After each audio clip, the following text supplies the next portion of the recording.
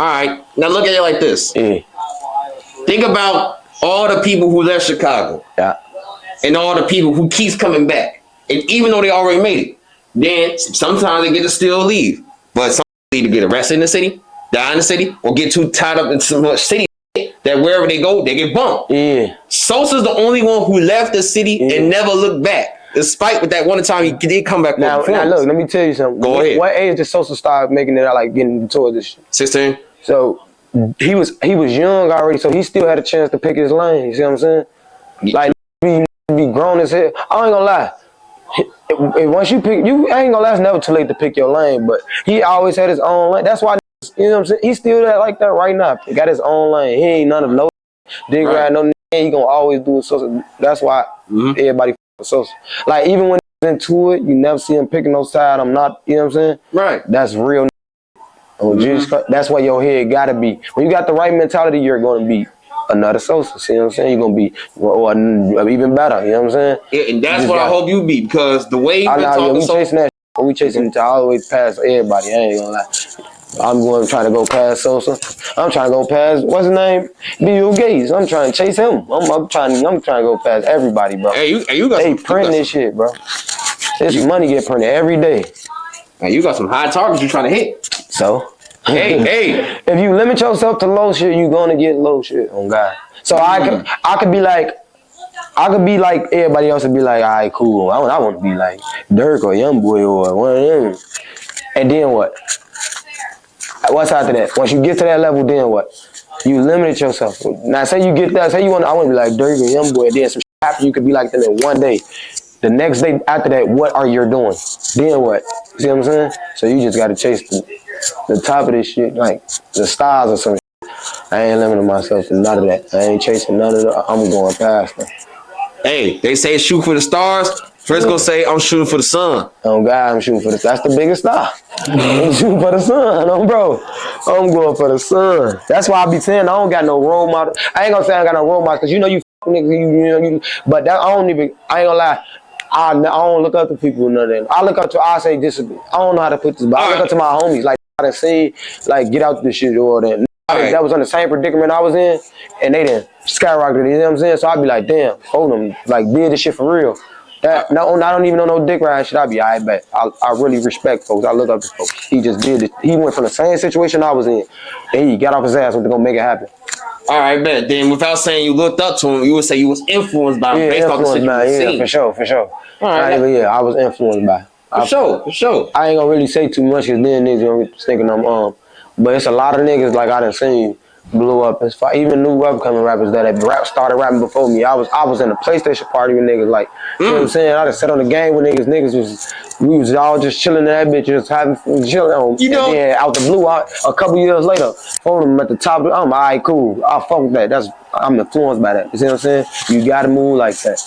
If you don't, it's over. Your head already twisted up.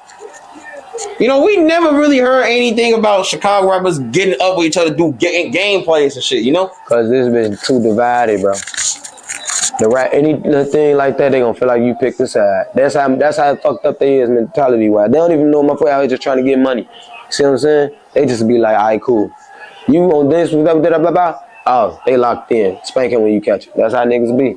Well, let me ask you about your impact and influence. Like, you trending, you blowing up and everything, and you're going to get bigger from here. Because you determine, you focus all that. Yeah. So, do you hope and with your music and anything you're doing, that's going to influence the rap to come together? Yeah, for sure. That's the goal. So, that's why we don't do the pick a side shit.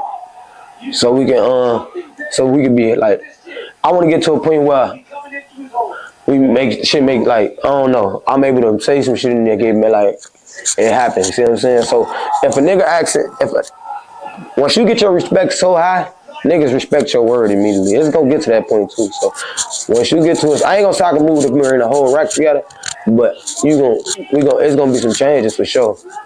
It ain't gonna be that up from where I'm from. I can say that. I don't know about it. I ain't trying to go make no friends, no other niggas. I ain't trying to do none of that. I'm just worried about me and my people. So yeah, that's definitely the goal though, to make the rack better place. But niggas move like it ain't. You can't do it as one, bro. You can't do it as one. Like this shit got to be a whole group thing, like a whole, you dig, you can't just try to go one nigga. Like, yo, y'all chill out. Niggas, man, I was real homies over this shit. There ain't a nigga, I'm telling you, ain't one nigga voice gonna stop all this shit. We gotta come together as one. You see what I'm saying? For sure. But one thing that I've learned from, like, this is what I learned from talking, and just because of seeing how the nigga move. Tay Savage, he always speaks on, like, wanting the city to come together. Yeah, for sure. But he also believes not everybody deserves a voice. Yeah, for sure. Cause niggas pride be so fucking high, bro. Niggas don't like. Niggas be out here just like trying to act like pushing peace is the worst shit in the world because of some shit that happened behind. That shit gonna consistently happen, bro. Like no bullshit. Bro. Niggas, you can't get everybody a voice because niggas got the wrong mindset, or they probably even chasing another nigga image. Like they think about what the next motherfucker said on the internet or some shit like that. Niggas be burnt out nowadays. And just also give him credit based on what you seen and who you seen. Just so we can get a few examples of this.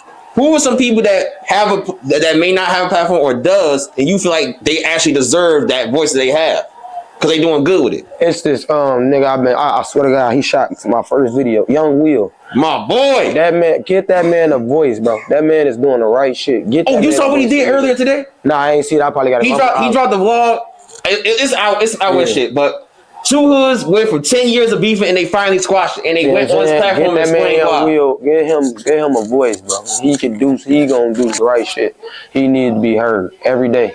Bro, and you say you shot your first video. Yeah, he shot my first video. This was like some years ago on some me called. I just shot my first video with Young Will. And he started after a while, folks. Matter of fact, not even after a while, folks started giving me discounts from the get go. Like he was fucking with me from the get go.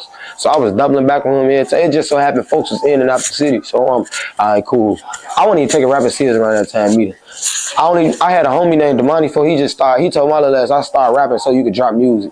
So I swear to God, so most of my songs, if you go look up songs before Bucket, all that shit was probably features. Because I didn't care.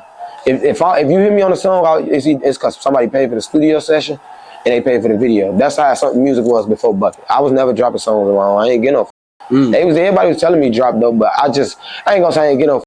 When you in a situation, folk, it's hard to dig out of. It ain't, you don't start, I ain't gonna lie. I couldn't pay for no videos and studios and be living how I was living. I was trying to impress the hoes, folks. I don't want to think about none of that. I'm trying to come a Mary. Why am I trying to buy this video? You hear me? I'm trying to come a Mary. Hey, time flies. Now you can actually say you can. Now look, that's what I was going to say. I'm glad I opened my eyes though, because then I wouldn't even be in this. Because I wouldn't even start rapping. Like I don't know. I would have been still fucked up, steady trying to come a Mary for the hoes.